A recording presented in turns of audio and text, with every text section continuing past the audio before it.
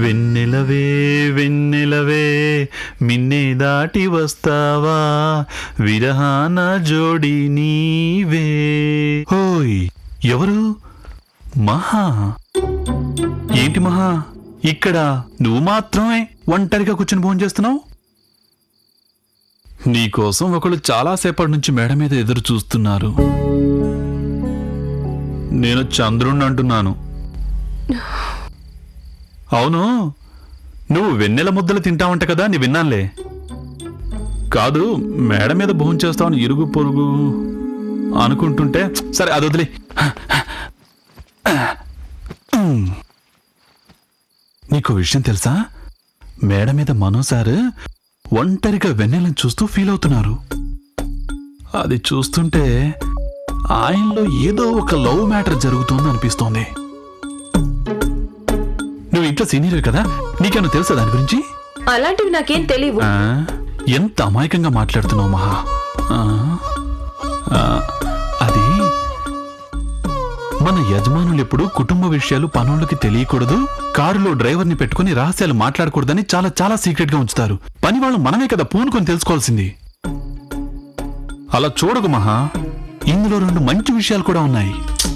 అయ్యో, ప్రాబ్లం ఏంటో తెలిస్తే వీలైతే మనమే దానిని సాల్వ్ చేసి మంచి పేరు తెచ్చుకోవచ్చు. అలా కాదంటే మనమే జాలిగా మాట్లాడామంటే అందులో ఒక కిక్ ఉంటుంది మహా. నువ్వెందుకు పరాయి వాళ్ళ విషయంలో జోక్యం చేసుకుంటున్నావు? అలా వేరు చేసి మాట్లాడుకు మహా. ఎక్కడో పుట్టి పెరుగుతుంది ఉల్లిపాయ. అదేమన్నా మనకు మావనా భావనా? దాన్ని తరిగేటప్పుడు మన కళ్ళలో నీళ్లు వస్తుంటాయి కదా. అర్థం చేసుకున్నావు చూసావా? అటువంటిదే ఇది కూడా. మన చుట్టూ ఉన్న వాళ్ళ మీద మనకు కొంచెం శ్రద్ధ ఉండాలి మహా. ముత్తన్నా, ఏందమ్మా? ముందితన్ని గెస్ట్ హౌస్ తీసుకెళ్ళండి. నస్సు తట్టుకోలేకపోతున్నాను. వెళ్ళేటప్పుడు లంబోదర స్వామికి భోజనం తీసుకెళ్ళండి. అలాగే అమ్మా.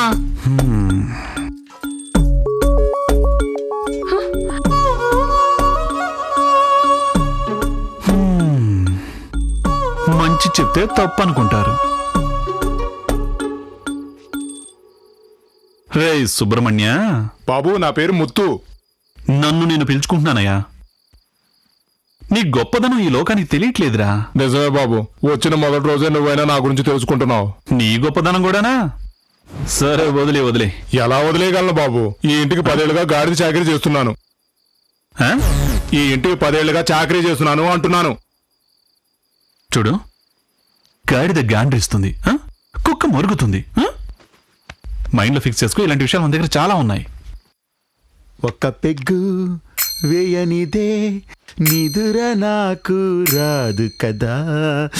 అటులనే నాకు ఇంకా నిదుర కూడా రాలేదే.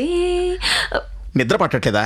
2 పెగ్గులు కుట్టి బోర్లా పడుకో, ఆటోమేటిక్ గా నిద్ర పడుతుంది. పోండి స్వామి, మీ వెనక నీడలా ఎంత తిరుగుతుందో మీరు నన్ను అర్థం చేసుకోవడం లేదు. నీడ ఇప్పుడు నీడంటావు, తర్వాత కటకటాలంటావు. ఈ కథలు మన దగ్గరొద్దు, జాగ్రత్తగా విను. ఏటా ఇక్కడికి వస్తుంది ఈ రెస్ట్ హౌస్ లో ఉండడానికి, 3 పూట్ల ఫుల్లుగా మెక్కడానికి. దానికి నా నోట్లో మట్టి కొట్టక తల్లి. అందుకే స్వామి నెయ్యిలో వేయించిన కోడిని తీసుకొచ్చాను. పాడుగాను, నువ్వు ఇక్కడ చెయ్యి పెట్టకూడదు. ఈ ఏరియా అంతా సేఫ్టీ జోన్. కోడిని ఎలా తీసుకొచ్చా?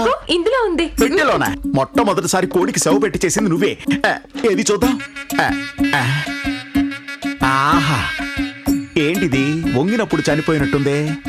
పర్వాలేదు, నిలబెట్టి తినేద్దాం.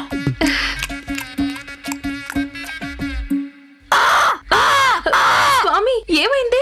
ఏంటి ఇది? కాకి పీసా? దివ్య దృష్టితో కనిపెట్టారా స్వామి? దివ్య దృష్ట గాడిద గుడ్డ. ఆల్రెడీ ఒకసారి కాకి బిర్యానీ తిన్నవాడినమ్మా నేను. పోండి స్వామి, మీరు సరోజ, ఇవన్నీ నాకు నచ్చవు. కూర్చో. కావాలంటే ఒక్కసారి పడుకో. ఒక్కసారి పడుకో. ఓం హ్రీం క్రీం శ్రీం. నీ గ్రహాలన్నీ అవుట్ అయిపోగాక. లేచి నిలబడు. రండి కుమారులారా, మీకేం వరం కావాలి?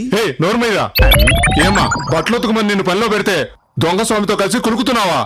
అందరూ నిద్రపోయాకొస్తే వసంత్ అండ్ కోలో వాషింగ్ మెషిన్ కొనిస్తా అన్నారు స్వామి. వాషింగ్ మెషిన్ కొనిచ్చే మొహం విడిది పోమా. బాలికతో ఆటలాడుకుంటున్నాను. స్వామి రేపు తినడానికి ఏం తీసుకురాను స్వామి? ఈ టైంలో అవసరం. వేళకాలం వద్దు స్వామి, చెప్పండి స్వామి. వెస్ట్ కి వెళ్ళామంటే ప్యారడైజ్, ఈస్ట్ కి వెళ్ళామంటే బావార్చి. అర్థమైంది కదా? బిర్యానీ కావాలంటున్నారు కదా. ఏయ్, పోవే. రండి బాలక రండి, స్కానింగ్ చేస్తున్నా. ఇదైనా ఒరిజినలా లేక అది కూడా?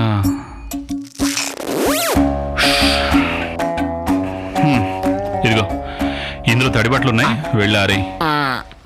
నా రేంజ్ కి ఇవన్నీ చేస్తే